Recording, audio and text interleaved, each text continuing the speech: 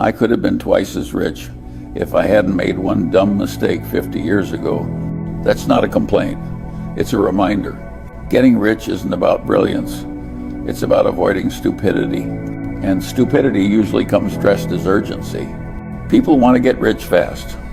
That's the oldest trap in the world. If you look around, most financial ruin has the same root cause: impatience, gambling at the casino, playing the lottery, chasing hot stocks, leveraging to the eyeballs.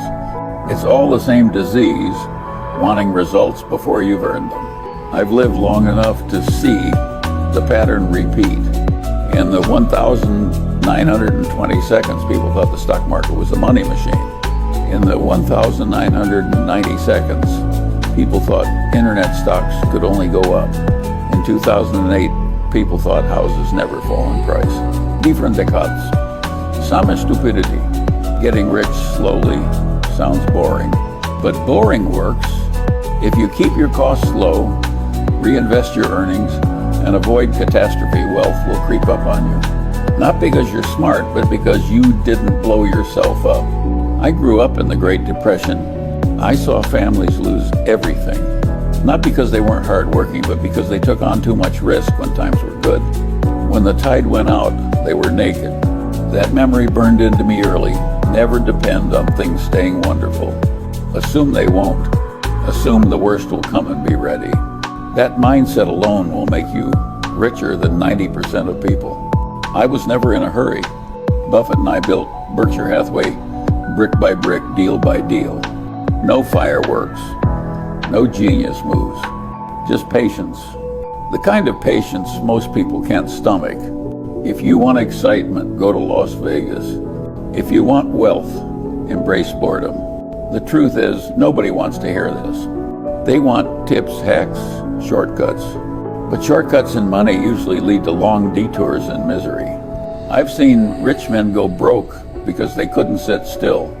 And I've seen ordinary men grow wealthy just by saving steadily and owning productive businesses for decades. The gap wasn't intelligence, it was temperament. So here's the paradox. The fastest way to get rich is to stop trying to get rich fast. I didn't plan to become a billionaire. I simply stayed rational longer than most. I avoided envy, I avoided debt, I avoided drama, and I let compounding do the work. If that sounds dull, good. Dull is safe. Dull survives. Dull gets rich. The crowd never learns this lesson, but maybe you can, because getting rich slowly is the only way to stay rich forever. Of all the ways to ruin your life, envy is the most useless. I've called it the dumbest sin, and I stand by that. Think about it. Lust can give you a little fun. Gluttony can give you a good meal. Even anger can get you moving. But envy, it's the only sin that doesn't give you anything except misery. I grew up watching people cripple themselves with envy. They'd look at the neighbor's new car or some cousin who got lucky in business, and they'd stew. Instead of working on their own situation, they obsessed over someone else's. That's not only irrational, it's corrosive. Buffett once said, "It's not greed that drives the world, it's envy." He's right. And envy is the engine of stupidity in markets. Why do people buy stocks they don't understand? Because their neighbor made money on it.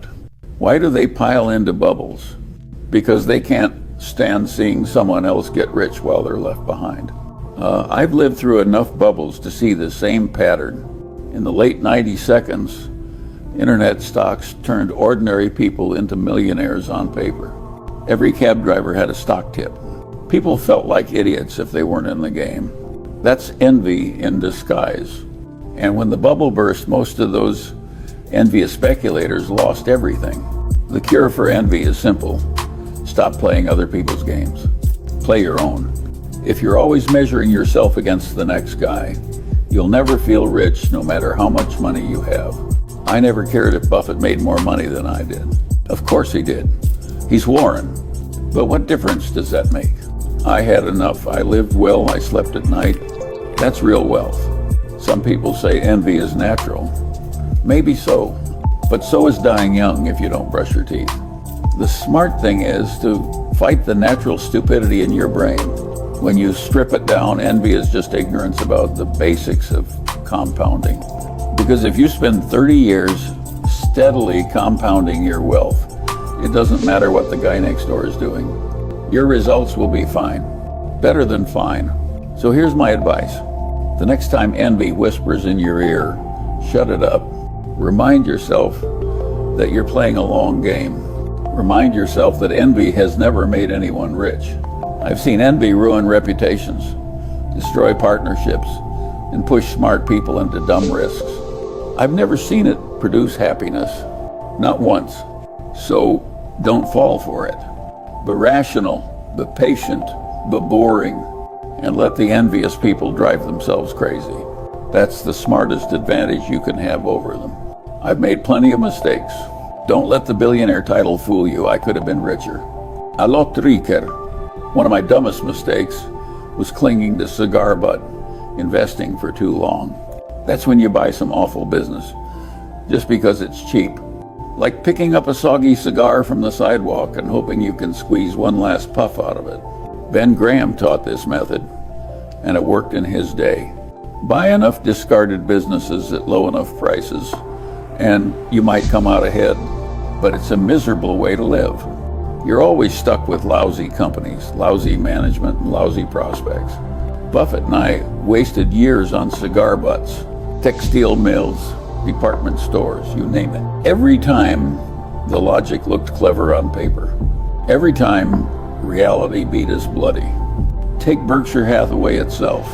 Buffett bought it as a cigar butt cheap, dying textile company. We should have walked away. Instead, it turned into an albatross. It took decades to repurpose Berkshire into the compounding machine it became. That mistake alone cost us billions in opportunity. Here's the thing, the world doesn't reward cleverness. It rewards discipline. The discipline to admit when a strategy no longer works. The discipline to stop digging when you're in a hole. I eventually learned this lesson. It's far better to buy a great business at a fair price than a fair business at a great price. That shift changed everything. We went from scrounging in dumpsters to owning Coca-Cola, See's Candies, and businesses that printed money year after year. But we paid tuition. The price of that lesson was hundreds of millions of dollars in lost opportunity, maybe billions. Most people don't realize it, but mistakes compound too. Hold on to a dumb idea long enough, and it multiplies your losses. That's what happened to me. If you want to get rich and stay rich, don't just study success. Study failure, especially your own. It's the only way to avoid making the same dumb move twice. You won't get everything right. Nobody does. But you don't need brilliance to win. You just need to avoid repeating the mistakes that drain your capital and your time. I don't regret the errors. They made me sharper. But I'd be lying if I said they weren't costly. So if you take one thing from this, don't romanticize your bad habits. Cut them out. The world doesn't hand out extra credit for stubbornness. It only punishes it. The biggest problem I see in the world is overconfidence. Everyone thinks they know more than they actually do. That's dangerous in life, but fatal in investing. People form opinions on stocks, politics, health, things they barely understand. And once they form an opinion, they defend it like a religion. The less they know, the louder they argue. I've spent my life trying to do the opposite. I want to know the limits of my knowledge. That boundary line is where safety begins. When I don't know, I say, I don't know.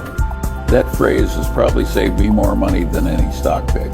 Take the real estate frenzy before 2008. Everybody thought housing could only go up. People with zero understanding of credit risk were buying second and third homes on borrowed money. Why? Because they were confident without reason. And when reality returned, they were ruined.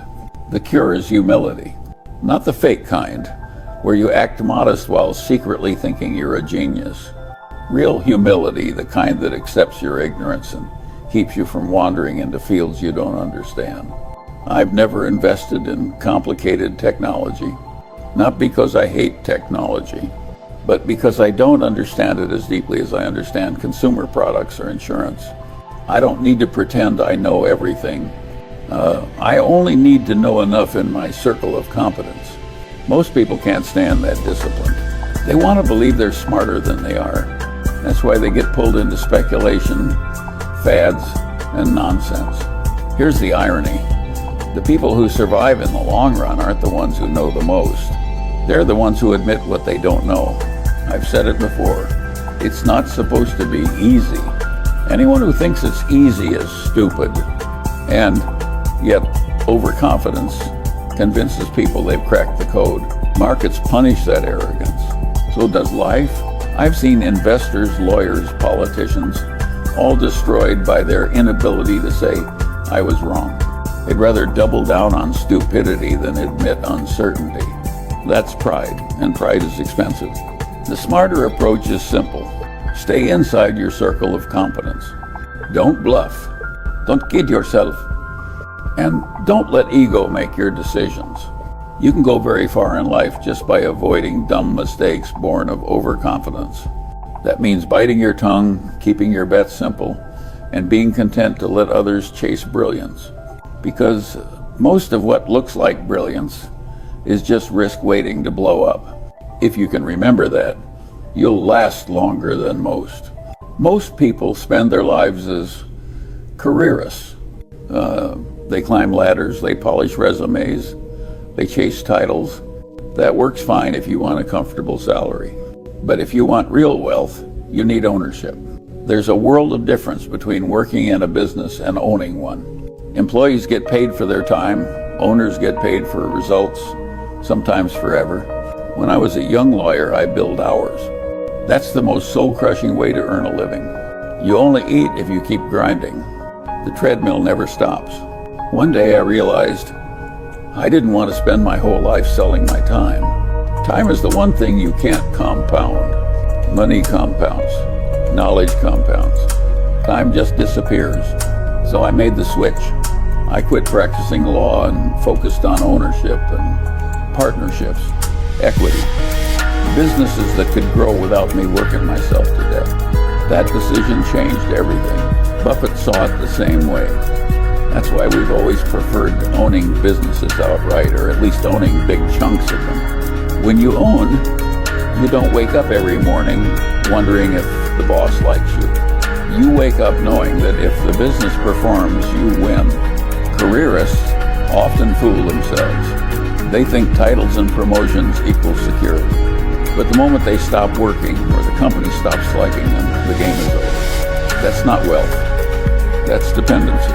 Ownership is different. A good business keeps making money whether you're in the office or not. See's Candy sells chocolates every Christmas. Coca-Cola sells sugar water every day. We don't have to do a thing. That's the beauty of ownership. No, I'm not saying everyone should quit their job tomorrow. But if you have a choice, tilt toward ownership. Take equity instead of a slightly higher paycheck. Save and invest until you own a piece of something that works while you sleep. That's how wealth endures. The tragedy is that schools don't teach this. They train people to be employees, good little cogs, and most people never question it. But you don't have to live that way. If you think like an owner, even when you're not one, you'll make different decisions. You'll cut costs like they're coming out of your pocket. You'll care about long-term durability instead of short-term optics. That mindset alone can transform your life. The world doesn't need more careerists polishing PowerPoint slides. It needs more people willing to take responsibility, risk, and ownership. That's where the leverage island, that's where the compounding island, that's where the freedom island. So ask yourself, are you climbing someone else's ladder, or are you building your own house? Answer honestly, and then act accordingly. I was born in 1924. That means I grew up in the wreckage of the Great Depression. People today have no idea how brutal it was. Families lost everything. Businesses disappeared overnight. Banks failed. And when they failed, your savings went with them. There was no safety net. I saw proud, capable men reduced to begging for work. I saw women stretching one chicken to feed a family of 6. And I learned early that prosperity is fragile. One bad cycle can wipe it out. That experience shaped me. It made me cautious. It made me allergic to debt. It made me suspicious of good times lasting forever. Most people forget history. They think crashes and panics are rare. They're not. They're part of the system. When you've lived through the Great Depression, you stop assuming the world owes you comfort.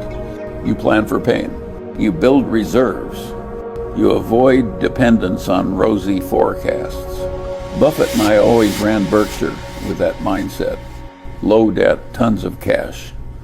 Businesses resilient enough to take a beating. It looks conservative until the storm comes. Then it looks genius. In 2008, when everyone else was drowning, Berkshire was the one with dry powder. Why? Because we never forgot the lessons of the 1,930 seconds. We knew the tide would go out eventually, and we wanted to be the ones left standing. The Depression also taught me something else. Status games are stupid. When everyone's broke, nobody cares about your fancy car or your title. What matters is whether you can feed your family and survive another day. That perspective never left me. Modern society encourages consumption. Buy the bigger house, drive the flashier car, borrow to keep up with your neighbors. That's fine until the cycle turns. Then all that leverage becomes a noose. I prefer boring wealth, cash in the bank, productive assets, no panic when recessions hit. It's not exciting, but it keeps you alive. The Depression made me rational in a way textbooks never could. It burned into me the truth that survival is the first step to success. If you can't endure hardship, you won't be around for prosperity. So here's my advice.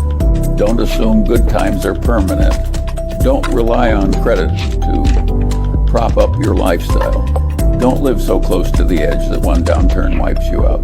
History may not repeat exactly, but it rhymes. And the rhyme of the Great Depression is clear. Only the cautious survived. If you want a simple formula for a good life, here it is. Avoid debt, avoid drama, avoid dumb people.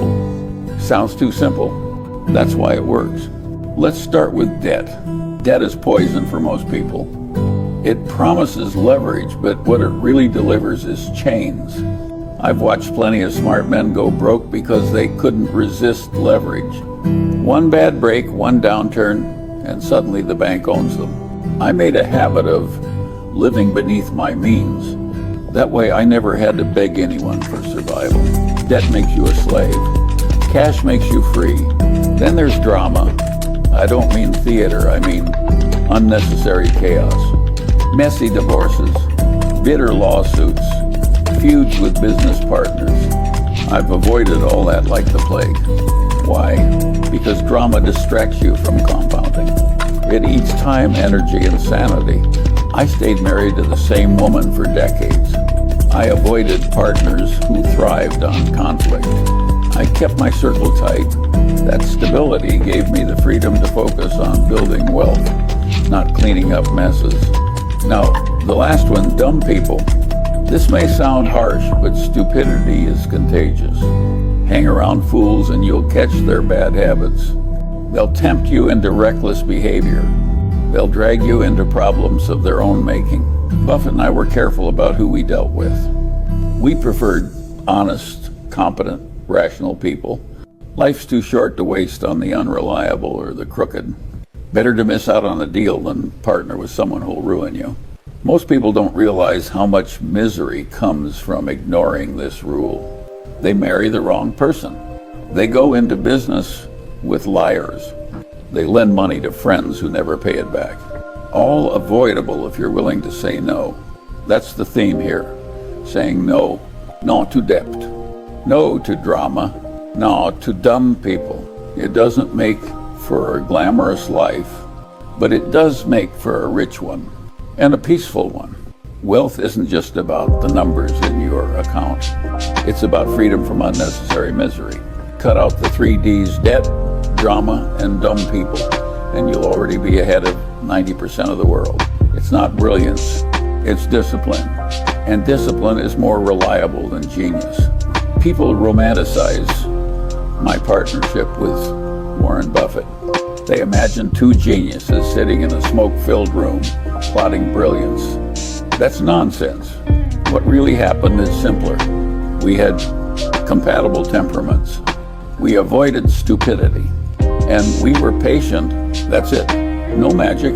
What worked between us was trust. I never worried Warren was scheming behind my back. He never worried I'd run off with the money. That alone put us miles ahead of most business relationships. We also shared the same bias for rationality. Neither of us cared about following the crowd. If we thought something was dumb, we said so. If we didn't understand something, we passed.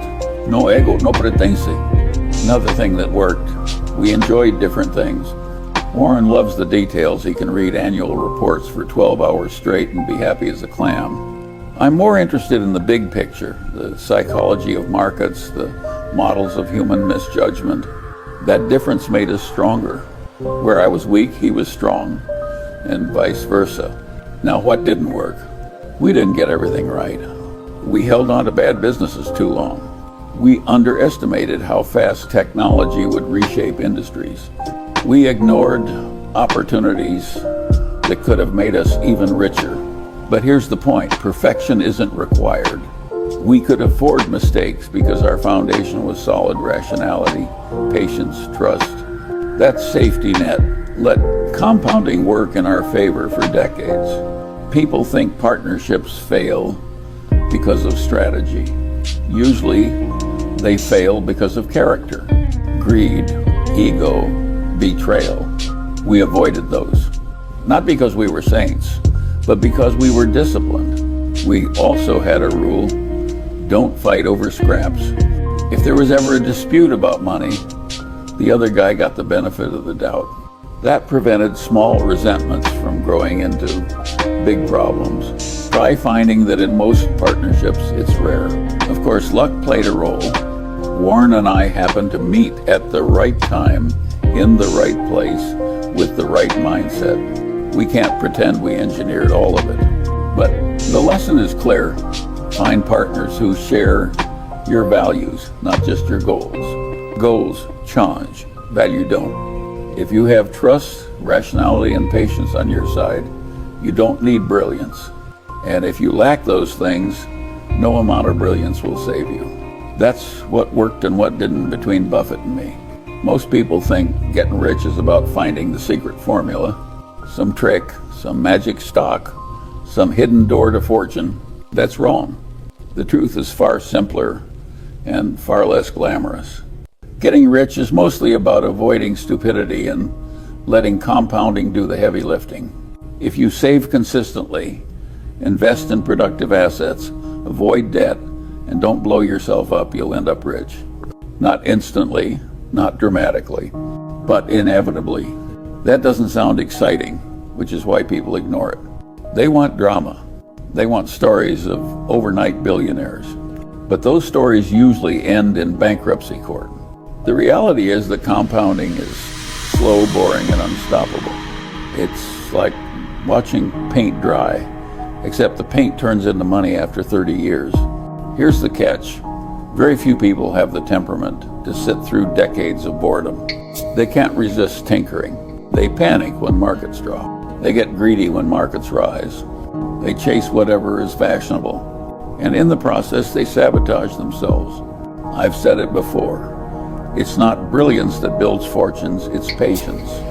And patience is rarer than intelligence. When people ask me for advice, I tell them the same thing. Spend less than you earn. Invest in businesses you understand. Of what leverage?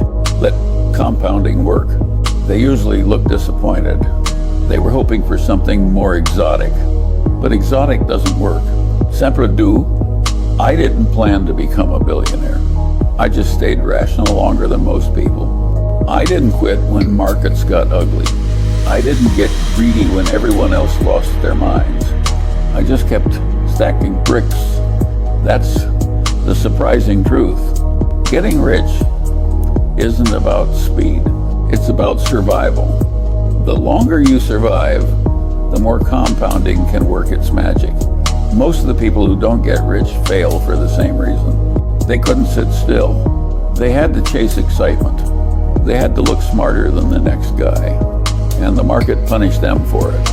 So if you want to get rich, don't ask, what's the fastest way? Ask, what's the surest way? And then be boring enough to stick with it. That's the truth nobody wants to hear. But it's the only one that works.